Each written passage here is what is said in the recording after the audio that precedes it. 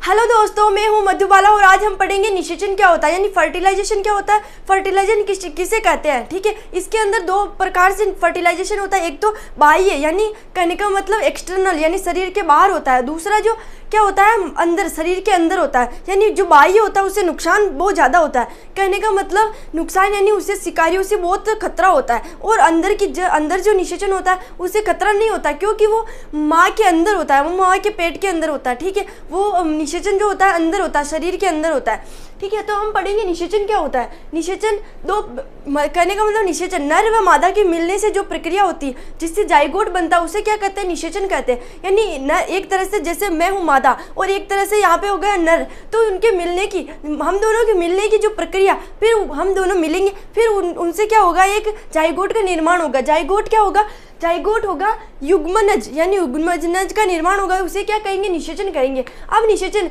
यानी जब बायोलॉजी पढ़ रहे हो तो ये शर्म वरम कुछ नहीं है, ठीक है। अब बायोलॉजी पढ़ने आए हो अगर साइंस ले ली है तो उन्हें अच्छे से पढ़ो बिना हेजिटेशन के, ठीक है। अच्छे से पढ़ना है, याद भी अच्छे से रखना है। कोई पूछे क्या होता है, ये क्या होता है, अरे बता दो भाई, अगर पढ़ ही रहे हो किताबों में छप रहा है तो हमें बताने में क्या शर्म है यार, बता देंगे हम तो, ठीक है। अब इसमें फर्टिलाइजेशन दो प्रकार से होता है। कैसे होता है फर्टिलाइजेशन, निषेचन एक्सटर्नल है शरीर के बाहर और इंटरनल यानी शरीर के अंदर होता है, ठीक है।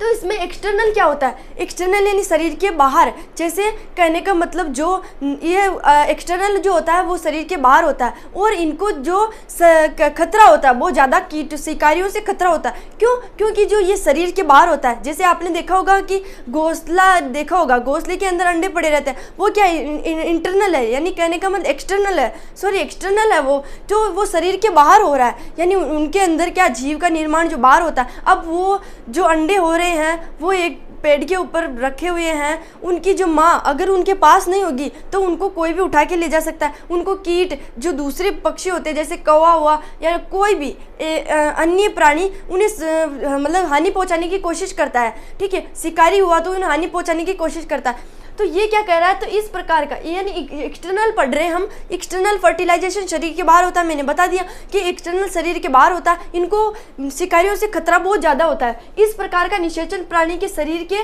बाहर होता है, ठीक है, जलीय माध्यम में होता है। यानी जैसे मैं हूँ मादा और इधर है नर, ठीक है, तो हम दोनों क्या करेंगे, उसके जो शुक्राणु है और मेरे जो अंडाणु है दोनों को जल में सारे के सारे अंडाणु और शुक्राणु दोनों को जल के अंदर छोड़ देंगे। तो यह है मछलियों के अंदर उभयचर यानी जैसे पृथ्वी पर, ठीक है, उभयचर मेंढक हुआ, अधिकतम शैवाल, कवकों आदि इस प्रकार का निषेचन करने वाले सभी जीव बाह्य माध्यम में होता है यानी एक्सटर्नल मीडियम में युग्मकों को छोड़ते हैं। यानी कहने का मतलब नर मादा है, मैं हूँ मादा, जिससे हम मेरे जो अंडाणु है उनको सारे को क्या कर दूंगी, पानी के अंदर छोड़ दूंगी। जब नर आएगा वो नर भी अपने जो शुक्राणु होंगे उनको पानी के अंदर छोड़ देगा। तो ये जो नर और मादा उनके जो शुक्राणु अंडाणु मिलके एक जाइगोट का निर्माण करते हैं। सारे के सारे मादा भी सारे के सारे अंडाणु क्या जल में छोड़ देगी और मादा भी और नर भी और मादा भी दोनों जल में सारे के सारे अंडाणु और शुक्राणु को छोड़ देते हैं। तो ये युग्मकों को छोड़ देते हैं। जीवों द्वारा अनेक युग्मक उत्पन्न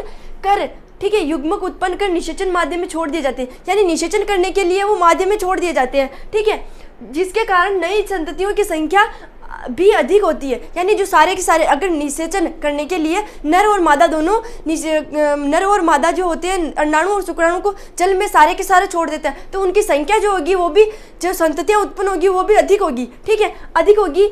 इनको शिकारियों से तब तक बहुत खतरा होता है जब तक ये पूर्ण प्रौढ़ में विकसित नहीं होते। इनको क्यों खतरा होता है, क्योंकि इन्हें हानि पहुंचा सकते हैं, कोई भी कीट कोई भी जीव इन्हें हानि पहुंचा सकते हैं, शिकारी जो होते हैं वो इन्हें हानि पहुंचा सकते हैं। ये जब तक प्रौढ़ यानी विकसित यानी कहने का मतलब जब तक ये बड़े नहीं हो जाते हैं उनको जब तक खतरा रहता है, जब तक ये बड़े नहीं होते हैं तब तक इनको खतरा रहता है, किन से, शिकारियों से। अब पढ़ेंगे हम इंटरनल फर्टिलाइजेशन क्या होता है। इस प्रकार का निषेचन प्राणी के शरीर के अंदर होता है। यह निषेचन सभी स्थलीय जीवों, कुछ जलीय जीवों और कुछ अर्ध जलीय यानी कहने का मतलब अर्ध जलीय जो आधे जल में भी हो और आधे जमीन पे भी हो और अंदर रहने, यह निषेचन सभी जलीय, स्थलीय यानी जमीन पे रहने वाले जीवों में भी होता है, ठीक है। क्या कहने का मतलब ये शरीर के अंदर यानी अंदर कैसे, जैसे हम हैं मनुष्य जो है वो उनके शरीर के अंदर होता है, निषेचन जो होगा वो शरीर के अंदर होगा, जो बच्चा होगा वो क्या होगा, शरीर के अंदर होगा, तो उन्हें कोई हानि नहीं पहुंचा सकता, उन्हें कोई ठेस नहीं पहुंचा सकता। तो हम जैसे मनुष्य हुआ, तो मनुष्य एक मादा होती है, कहने का मतलब एक महिला होती है, वो जब प्रेग्नेंट होती है तो उसके बच्चे को कोई खतरा नहीं होता, क्योंकि उन्हें कोई शिकारी जो है, कहने का मतलब कोई भी उसे हानि नहीं पहुंचा सकता। तो ये कह रहा है कि इंटरनल फर्टिलाइजेशन इस प्रकार का निषेचन प्राणी के शरीर के अंदर होता है। ये निषेचन सभी स्थलीय जीवों, कुछ जलीय जीवों और कुछ अर्ध जलीय, यानी अंदर भी, जल के अंदर भी रहने वाले और कभी कभी बाहर आने वाले, अंदर भी रहने वाले और बाहर भी रहने वाले जीव, यानी सेमी एक्वांटिस, यानी सेमी यानी अर्ध, ठीक है, आधा, और जलीय यानी एक्वांटिस जीवों में भी पाया जाता है। उदाहरण है कवक, जैसे कवक देखा होगा बारिश के मौसम में क्या रहता है, वो बारिश के मौसम में छतरी टाइप का होता है, वो ही है कवक, ठीक है। जो क्या होता है, कवक फंजाई होता है। और रेप्टिलेस क्या होता है, रेप्लिटेस यानी रेंगने वाले जीव, रेप्लिटेस यानी रेंगने वाले जीव जो होते हैं, जैसे सर्प हुआ, वो भी क्या एक्सटर्नल भी है और बाई मतलब इंटरनल भी है और एक्सटर्नल भी है, कहने का मतलब वो एक्वांटिस है, कहने का मतलब एक्वांटिस है, यानी जलीय भी और मतलब जलीय भी है और वो अर्ध जलीय भी है, ठीक है। तो ये ब्रायोफाइट, टेरिडोफाइट और जिम्नोस्पर्म यानी अनावर्त बीजी और एंजियोस्पर्म, इस प्रक्रिया में मादा शरीर मादा के अंदर होता है, यानी मादा के अंदर होता है, ठीक है, और नर युग्मक मादा के शरीर के अंदर में पहुंचता है, ठीक है। कहने का मतलब यहाँ पे मादा है और यहाँ पे नर है, तो वो मादा के पास जाने के लिए वो मादा के अंदर एंटर होगा, तो यही बात कर रहा है कि अंदर पहुंचता है। इनमें नर युग्मकों की संख्या कम होती है, इनमें है ना नर युग्मकों की संख्या, इनमें नर युग्मकों की संख्या कम होती है, इनमें शायद मादा की संख्या कम होती है, नर की संख्या कम नहीं होती। यहाँ पे सॉरी, यहाँ पे गलत लिखा हुआ है, यहाँ पे मादा होगा,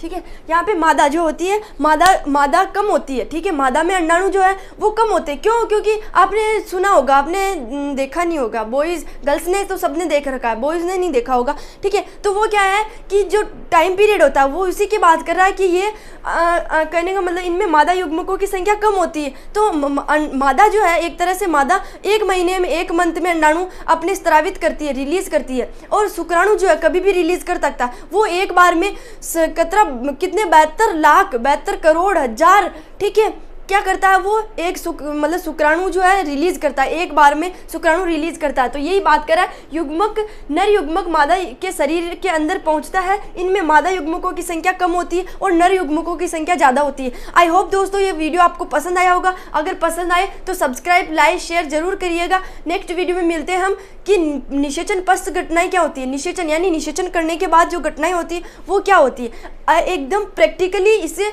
माइंड को एकदम कॉन्सेंट्रेट करके पढ़ा करो, जिससे हमें पढ़ सके। साइंस लिए तो पढ़ने की क्षमता भी रखा करो, ठीक है दोस्तों। अगले वीडियो में मिलते हैं, ठीक है, टेक केयर।